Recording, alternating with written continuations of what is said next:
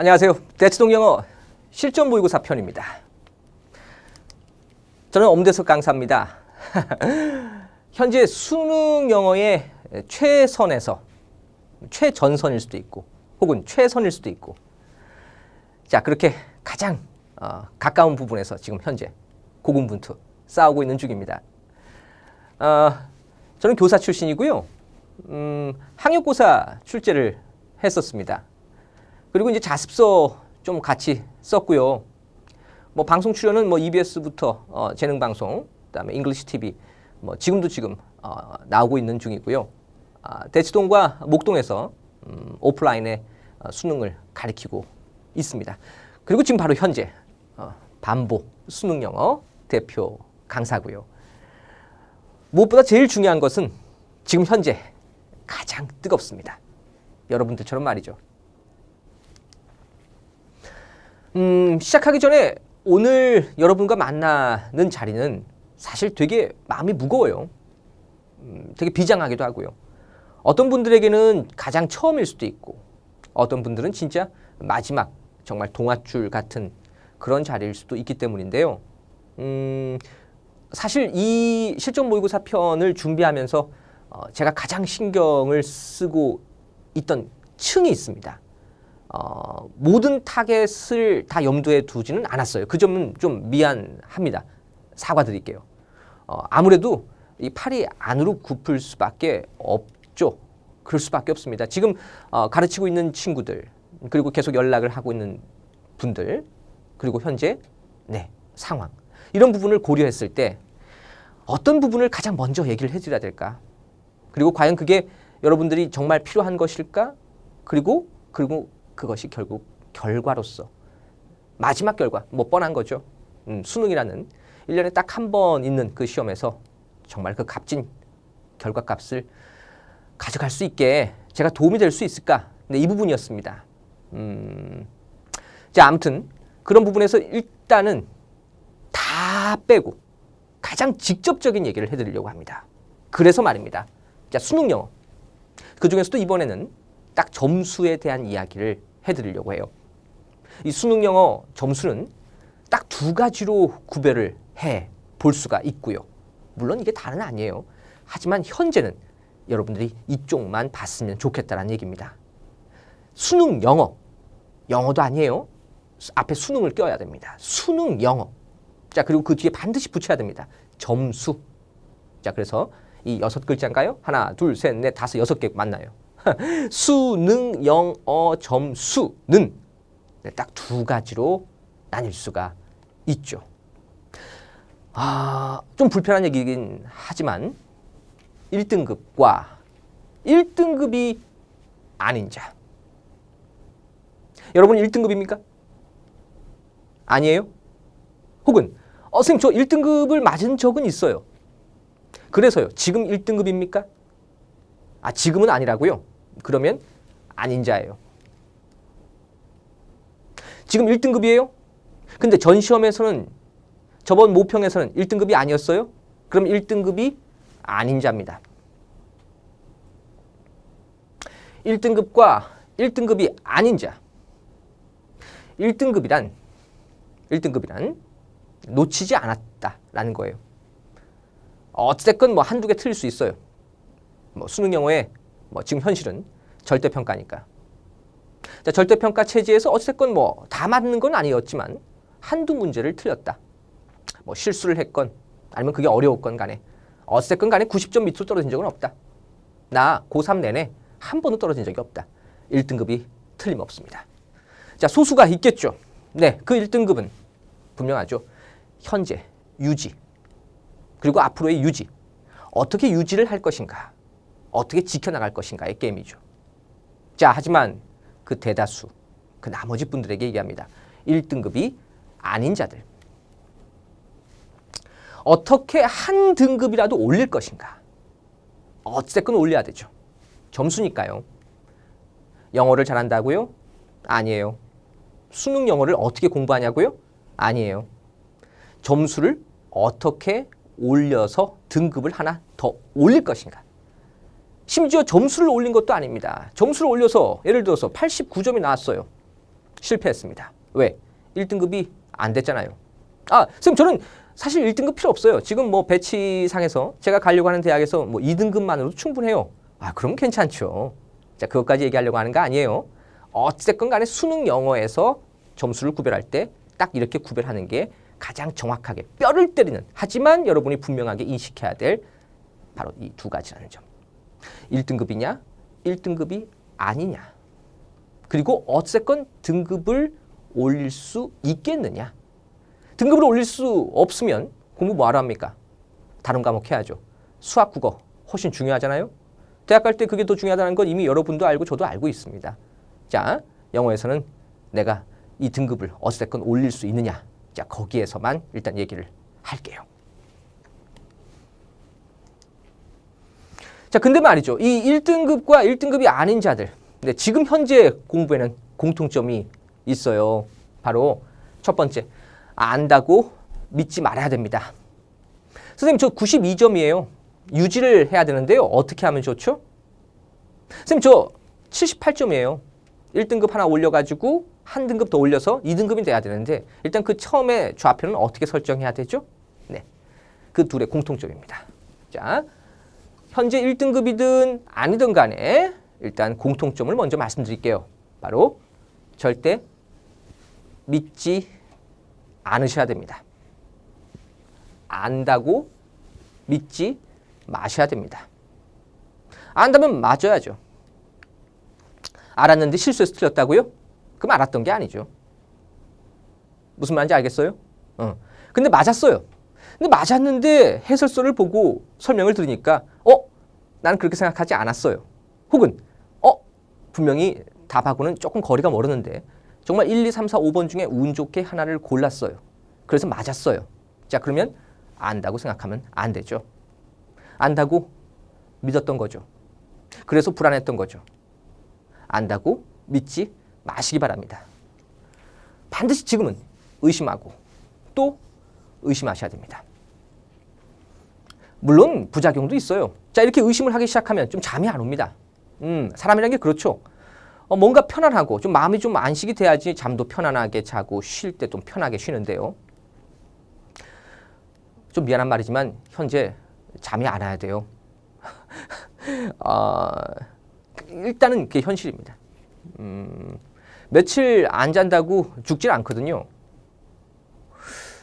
물론 그게 한 달 정도 그렇게 되면 좀 피곤하고 많이 지칠 수는 있어요. 근데 한두 달 그렇게 한다고 사람이 어떻게 되는 건 아닙니다. 여러분들 일단 수능 끝나고 좀 쉬시면 어떨까요?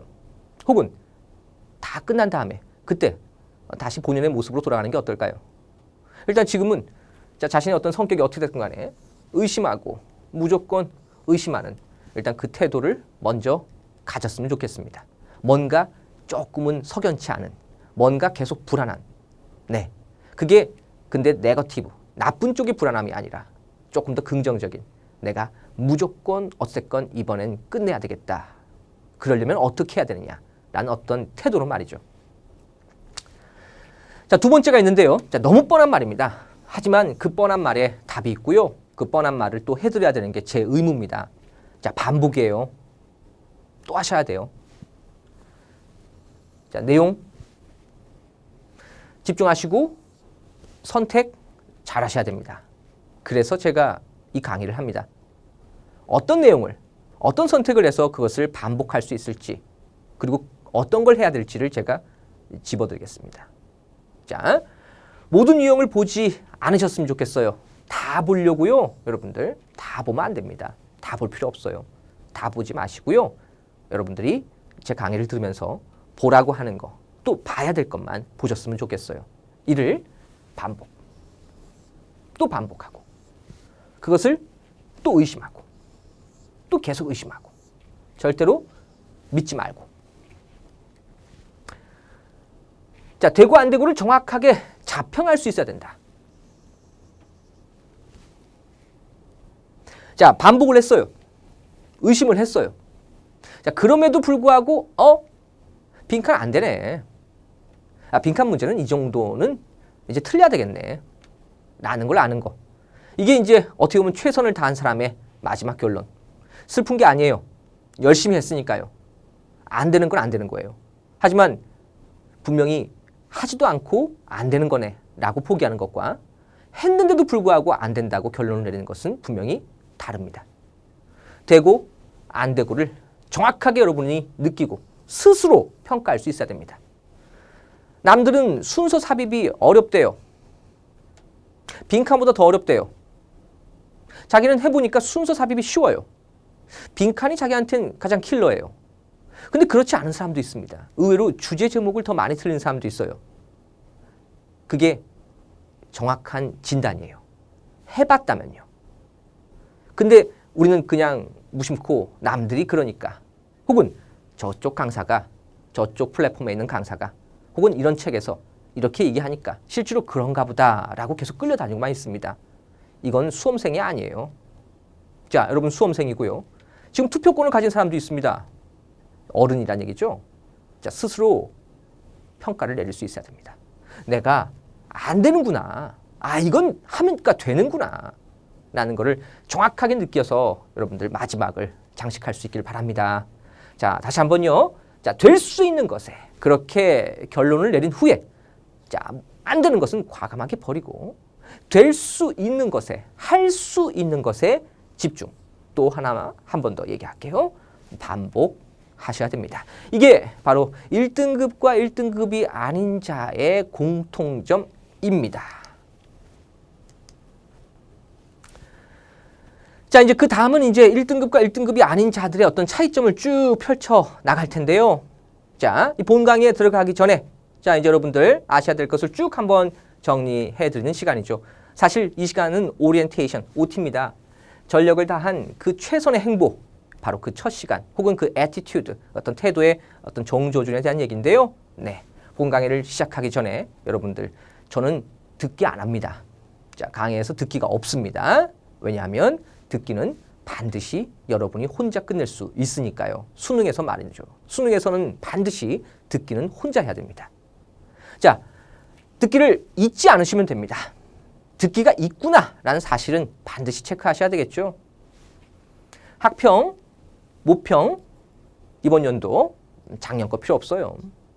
딱 이번 연도 학평, 모평 몇 개 안 되죠? 뭐 학평도 그냥 그렇다. 그럼 모평만 하세요. 모평. 자, 2개 잡으세요. 6월, 9월 잡아서 1학년, 2학년 것도 아니에요. 딱 3학년 것만. 자, 듣기예요. 받아쓰기 하세요. 받아쓰기 하세요. 선생님, 저 듣기 다 맞았어요. 하세요. 다 맞았다는 건 알겠는데 잘하는 것까지는 아니에요. 의심하세요. 받아쓰기 하세요. 시간 많이 안 걸리잖아요, 여러분들. 그냥 틀어놓고 6번 문제, 그 다음에 6번, 그 다음에 11번, 13번, 14번, 아니면 15번 정도까지. 이 정도. 이 정도만 받아쓰기 하세요. 나머지 하지 마세요. 그렇죠? 근데 가끔씩 1번도 틀리시는 분들이 있었으니까 1번 정도도 한번 껴놓고 있으면 어떨까요? 그럼 뭐 많아야 하나, 둘, 셋, 넷, 다섯, 여섯 문제 나오네요. 요거 받아쓰기 하세요. 문제 다시 듣고 그러지 마시고요. 받아쓰기 하세요. 받아쓰기. 왜 해야 되느냐고요? 이거 여기까지 제가 말씀드려야 되나요? 시간이 좀 아까우니까. 그리고 뭐 그 얘기는 크게 필요 없습니다. 받아쓰기 하세요. 받아쓰기 하시면 됩니다. 자, 만약에 근데 그것도 하기 싫어. 그럴 수 있어요. 그것도 인정. 하기 싫은 건 또 하기 싫은 거니까. 자, 근데 듣기가 있다는 건 잊지 마셔야 된다고 했죠. 자, 근데 듣기 평가에 대한 대비책으로 받아쓰기를 해야 되는데, 자, 그게 하기 싫어요. 그러면 여러분 MP3 있죠? 폰 있죠? 핸드폰 있어요? 지금 핸드폰 안 갖고 다니세요? 재종반이니까 그 기숙이니까 제출해야 된다고요? 그럼 할 수 없고, 그럼 할 수 없고, 만약에 있다면, 그리고 한다면, 그리고 어쨌건 간에 통학할 때 왔다 갔다 들을 수 있다면 쓸데없이 영화나 튜브나 이런 거 보지 마시고, 혹은 보더라도 가끔씩은 MP3 이 모평 담아가지고 그냥 듣고 다니세요. 일종의 BGM, OST, 나의 2달의 마지막에 OST, 나의 한 달의 백그라운드 뮤직은 듣기 평가 음원이다 라고 생각하고 그냥 듣고 다니세요. 일종의 귀를 그냥 튜닝만 시키세요. 그 정도 괜찮아요. 자, 최소 일주일에 한 3일 정도를 그렇게 투자를 하셨으면 좋겠습니다. 그렇죠? 그럼 돼요. 그럼 돼. 그분도 일단은 이 정도면 그래도 듣기에 대한 어떤 여러분이 최선을 다했다, 노력했다라고 믿으시면 됩니다. 왜? 이거 안 하는 사람 너무 많거든요. 듣기가 우습게 보이나 봐요. 그것도 알겠어요. 왜냐하면 거의 안 틀리니까 그것까지는 알겠는데 안 틀리니까 실제 결과에서도 안 틀려야 되잖아요. 그렇죠? 근데 그걸 100% 장담할 수 있는 사람은 아무도 없다고요. 여러분의 인생인데. 네, 그 부분에서는 여러분들이 자, 요 얘기를 먼저 조금 유념하셨으면 좋겠습니다. 자, 이번 강의의 특징은 이렇습니다. 이건 좀 짧게 얘기할게요. 첫 번째, 가장 수능에 출제될 확률이 높다. 자, 확률 높은 문제들을 가지고 18번부터 정확하게 맨 마지막 문제까지 풀이법을 제시해 줍니다. 자, 모든 문항, 전수문항이라고 하죠. 자, 한 문항도 거르지 않고 쭉 다 설명을 해드립니다. 이유는 본 강의 때 말씀드릴게요. 자, 두 번째, 시험 당일 시나리오가 있습니다. 수능 영어는 3교시. 자, 두 번의 시험이 끝나고 점심 먹고 혹은 점심 안 드시는 분도 있죠. 혹은 아주 간단하게 먹고 혹은 근데 뭐 가끔씩 뭐 뷔페처럼 그냥 아주 잘 차려 먹고 그냥 드시고 시험 보시는 분도 있더라고요. 저도 그랬던 것 같아요. 엄청 먹었네요. 그리고 영어 때 뭐 저는 뭐 영어 뭐 사실 크게 신경 안 썼던 사람이니까 뭐 그냥 봐도 다 맞았던 사람이니까 죄송합니다. 자, 아무튼 뭐 영어만큼은 그랬고요. 뭐 앞에 수학은 뭐 개차반이었습니다. 저도요. 자, 아무튼 이 시험 당일 시나리오를 따라가는 거. 시험 당일 시나리오를 따라가는 실전형입니다. 네, 그거를 그대로 같이 녹여서 소개를 해드립니다. 다음 세 번째, 실수하기 쉽다. 그리고 실수하지 말아야 하는 부분까지 되짚어 주겠습니다. 자, 실수하기 쉬운 거. 자, 실수하지 말아야 하는 거. 요 두 개가 말장난 같지만 분명히 굉장히 큰 차이가 있거든요. 근데 이걸 끝까지 모르고 그냥 시험장에 가는 안타까운 사례가 있어서 요거 짚어드립니다. 그 다음 네 번째, 진짜 킬러 공략의 방법. 자, 킬러라는 말 앞에 진짜란 말이 붙었어요. 네, 이게 핵심인데요. 자, 우리가 흔히 킬러. 피곤해요. 한 5년 된 것 같아요. 이 킬러에 대한 어떤 얘기가 한 5년 동안 계속 되다 보니까 이제 그냥 암묵적으로 동의를 하는 것 같아. 아, 저게 킬러구나. 혹은 누군가 얘기해 주니까 저게 그냥 오답률 1번부터 10위까지, 1순위부터 10순위까지 쭉 놓여 있는 게 킬러구나. 이렇게 하고 그냥 넘어가시는 분들이 너무 많더라고요. 진짜 킬러는 그게 아니에요. 아니, 내가 틀리는 게 킬러고 내가 몰랐던 게 킬러인데 왜 남들이 얘기해 주는 게 킬러라고 생각하는 거죠? 자, 아무튼 이 진짜 킬러에 대한 공략 방법. 네, 흔히 말하는 요즘 시대가 이제 AI 시대, 흔히 말해서 맞춤 시대이기 때문에 나에게 맞춘 어떤 문제의 어떤 방향 그리고 킬러에 대한 정의를 조금은 정확하게 진단을 내려야 되지 않는가라는 일종의 사명감을 제가 갖고 있습니다. 자, 시험장에서 반드시 통하는 그 마지막 솔루션까지 제공을 해드리도록 하겠습니다. 자, 시작할게요. 이렇습니다. 모든 문항에 대해서 다 설명을 해드리는데, 자, 오늘 그 오리엔테이션 마지막 섹션인데요. 자, 문항별 공략 핵심 키워드가 있고요. 이걸 먼저 공개를 해드릴 테니까 일단 쭉 한번 들어보시고 어떤 내용이 펼쳐질지에 대해서 그 서사의 첫 장을 한번 느껴보시기 바랍니다. 18번 목적 문제죠. 이거 틀리면 네, 올해 수능 끝난 겁니다. 내년 생각하시고요. 듣기 평가 마찬가지예요. 듣기 평가에서 한 문제라도 틀렸거나 혹은 18번 문제 틀리면 자, 올해 끝났습니다. 망한 거예요.